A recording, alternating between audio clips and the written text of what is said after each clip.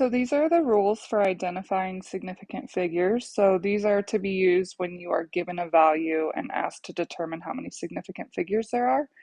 So the first rule is the easiest rule in red. Non-zero digits are significant. So this is the easiest rule we can go through, and anything that is not a zero, we get to say is significant. So I'm going to go through and mark these in red to match the rule. So all of those digits are significant. So now the next rule is the tricky rule. It's zeros. Well, there's several rules in the one. So zeros are significant or not depending where they are.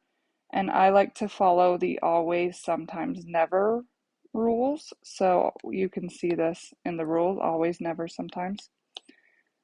So trapped zeros are always significant. So if it's trapped in between two non-zero digits, then it's significant. So let's highlight our trapped zeros here. So that's trapped between two non-zero digits, so it's significant. And this one right here is trapped as well. So those ones are always significant, so we're going to highlight those as well. Leading zeros are never significant.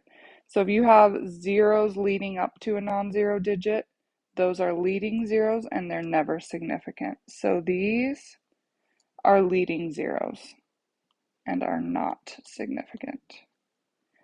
These are also leading zeros. They are not significant. Okay, and then the final one, the trickiest one, is that trailing zeros are sometimes significant. So basically, if there is a decimal point in the value, then your trailing zeros are going to be significant. So if we look on here, all of these are trailing zeros because they're trailing at the end of the value. So we need to figure out which ones of these are significant or not. Basically, we're just going to look at our value and see if there's a decimal point, and if there is, they are significant, and if there's not, they are not. So this value, there's no decimal point. So these are not significant. This value, there's a decimal point right there, which means both of those zeros are significant. So if we look at these two values, the only difference is that the bottom value has a decimal point and the top value does not.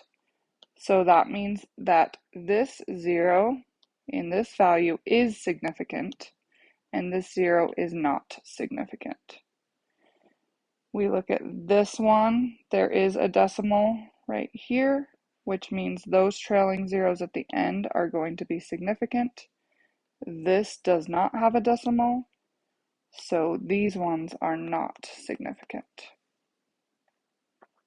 So then all we have left to do is go through and just count how many significant figures are in each value. So this one has 4, this one only has 1, this one has 4, this one has 3, this one has 2, this one has 3, this one has 3, and this one has 3.